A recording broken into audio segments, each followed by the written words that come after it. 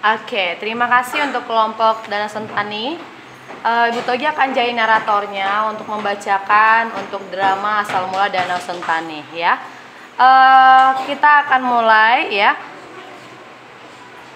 Asal Mula Danau Sentani, cerita rakyat dari Papua. Pada zaman dahulu, hiduplah seorang bernama Haboy yang tinggal di kampung Yomoko di atas Bukit Donai. Kampung ini dipimpin oleh seorang kepala suku bernama Ondo Folowali. Suatu ketika, langit Yomoko tiba-tiba diselimuti kegelapan di siang hari. Orang-orang kampung pun panik. Lalu mereka berkumpul dan berunding mengenai apa yang harus membuat langit kembali cerah. Bagaimana ini? Langit sudah menjadi sangat gelap, padahal saat ini masih siang hari. Air malam hari, asapnya tidak ternyala. Kita tidak bisa bertahan hidup kalau begini keadaannya. Kita harus melakukan sesuatu agar kita bisa dapat bertahan hidup. Kita harus melapor kepada kepala suku. Ya, Folowali pasti punya solusi ini. Akhirnya, mereka pun setelah berunding, mereka mendatangi Ondo Folowali di kediamannya untuk meminta solusi atas masalah yang mereka hadapi. Bapak Kepala, angin sedang berdesak, sepertinya permasalahannya sedang membuka. Ya, kita lihat angin ini sangat menyeramkan. Kita untuk mendorong orang di atas supaya kamu kita bisa mendapatkan cahaya. Benar, Bapak Kepala, tapi kita tidak punya kemampuan itu. Tenang saja, aku dapat melakukannya. Dengan ilmu yang dimiliki oleh Wali, akhirnya langit kampung Yomoko kembali menjadi terang. Cahaya mulai masuk dan kegelapan pun mulai menghilang. Tetapi permasalahan yang mereka hadapi tidak berhenti sampai di situ saja. Air semakin mengering dan api sama sekali belum dapat menyala. Bapak Kepala, angin sudah mulai cerah, tetapi kita masih banyak masalah lainnya. Ya, Bapak Kepala, air semakin mengalir masih banyak. Kita tidak bisa menyala. Kita perlu agar kita bisa bertahan hidup. Mendengar hal itu, Wali hanya bisa termenung. Dia mencoba mencari solusi agar masalah yang mereka hadapi dapat diatasi. Tiba-tiba, Haboy mencoba memberikan solusi berdasarkan apa yang dia pahami. Bapak Kepala, agar kita mendapatkan air, kita harus memenuhi bak masa air yang di atas puncak gunung Dobonsola. Ia pasti dapat membantu kita dan memberikan kita air di kampung kita ini. Bagaimana cara menemui Dobonai? Iya, tentu saja kita harus pergi ke puncak gunung Dobonsola dan membawa Kepala Eba dan 3 butir manik-manik sebagai pembayaran. Tentu saja Bapak Kepala, ini pasti akan berhasil. Sambil membawa gelang kristal, Eba dan Manik-Manik, keduanya mendatangi Dobonai. Untuk sampai ke puncak Dobonsolo, ke tempat sang penguasa air, seekor burung berbicara kepada Haboy dan Wali. Burung itu pun adalah utusan dari Dobonai yang sudah mengawasi mereka.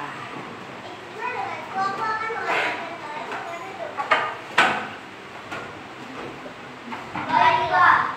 Dengan bantuan burung tersebut, akhirnya mereka pun berhasil menemui Dobonai. Mereka pun menyampaikan maksudnya kepada Dobonai.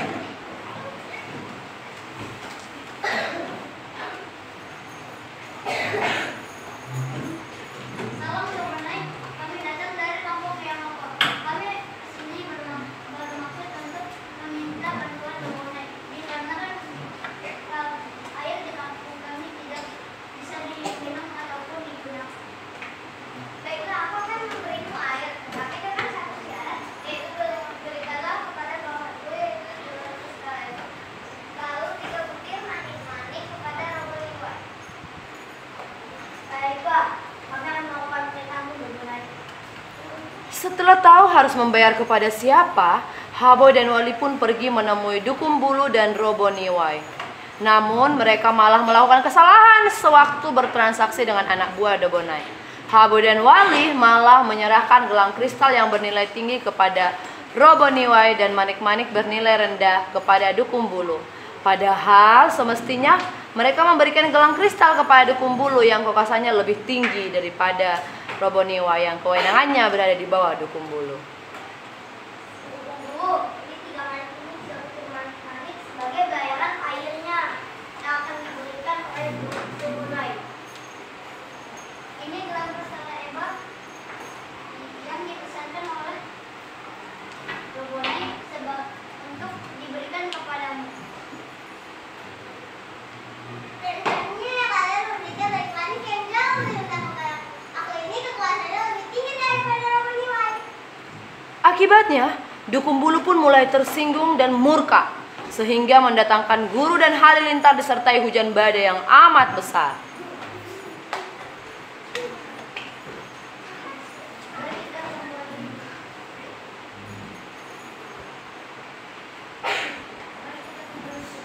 Kami meminta maaf Dukun Bulu karena kami telah keliru. Amarah Dukun Bulu pun akhirnya mulai mereda dan hujan badai telah berhenti. Roboniwai pun mengajak Haboi dan Wali untuk kembali menghadap Dobonai dengan membawa Habu sebagai tempat air yang mereka ambil. Mari kita kembali ke Dobonai. Bawalah Habu sebagai tempat air yang akan kamu ambil. Mereka kembali kepada Dobonai dan Dobonai pun memberikan air sesuai dengan permintaan Haboi dan Wali. Dobonai memasukkan air ke dalam Habu yang dibawa oleh Haboi dan Wali. Di dalamnya diberikan seekor ikan Yowi. Namun Dobonai memberikan pesan kepada Haboi dan Wali agar berhati-hati selama perjalanan pulang menuju kampung Yomoko. Berjalanlah pelan-pelan di jalan kalian lewati dan jangan bunuh binatang apapun di jalan yang akan kalian lewati. Baiklah Dobonai. Sayangnya, peringatan dari Dobonai tak diindahkan oleh Haboi dan Wali. Di perjalanan, mereka malah sempat berhenti dan untuk memburu babi hutan yang kebetulan melintas. Mereka pun meletakkan Habu berisa air dan ikan, lalu mencari alat berburu yang dibawa bersama perbekalan yang lain.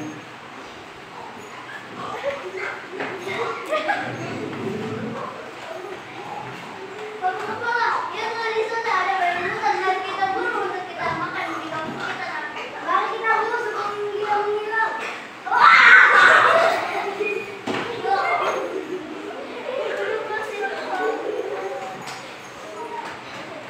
Sewaktu mengeluarkan alat untuk berburu tanpa sengaja, Habu pun tersenggol sehingga air yang ada di situ tumpah, yang ada di dalamnya tumpah. Ajaibnya, air yang tumpah itu sangat besar dan meluap-luap sampai menghanyutkan keduanya. Untuk menghentikan derasnya air bah, Haboi dan Wali menancapkan ujung belati ke tanah. Akan tetapi, yang terjadi malah air bah masuk ke dalam lubang tusukan belati dan mengalir ke sana menuju daratan yang lebih rendah dan menyebabkan banjir di sana. Air bah di daratan pun mulai terbentuk dan menjadi danau besar di hadapan kedua pria itu, yaitu Haboi dan Wali, yang semakin menghalangi mereka untuk kembali pulang ke Yomoko. Mereka pun menebang pohon di hutan untuk dijadikan perahu dan dayung agar mereka bisa kembali pulang. Begitulah asal mula terbentuknya sebuah danau besar yang dinamai sebagai Danau Sentani.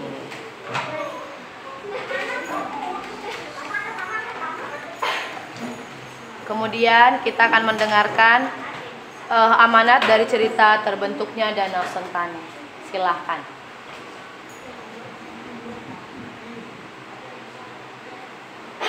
Jadi demikian drama tentang kisah Danau Sentani dan kami akan berbicara dengan amanat yang kami rencanakan. Jangan mengulangi janji. Sekali lagi kurang kencang, Nak. Jangan mengulangi janji. Good. Amanat yang mereka ambil atau kita lihat dari cerita tadi adalah jangan mengingkari janji. Tadi dibilang kasih dengan teliti, ya kan, bahwa manik-maniknya ke siapa begitu ya. Kemudian jangan memburu babi di hutan, malah mereka buru. Jadi kita belajar dari drama mereka untuk tidak mengingkari janji. Oke, kita kasih tepuk tangan yang meriah. Tunggu dulu ya. Nanti kita kasih ya. Oke. Nah, kita kasih dulu beri tepukan. Sekali lagi. Tapi katanya sebelum selesai kita mau dengarkan dulu nih pantunnya ya. Coba. Sama-sama. Oke, 1, 2, 3, ya. Jalan-jalan menggunakan kaki, melihat pemandangan. Dialah danau. Oke, next. Demikianlah presentasi kami. Kalau ada janji, jangan diingkari. Oke. Nanti ada musibah. Good, kasih clap. Mantap ya, coba diulangi sekali lagi pantunnya semuanya. Ayo, Yohanes. Demikianlah presentasi kami. Kalau ada janji, jangan diingkari. Oke, kita kasih one clap. Oke.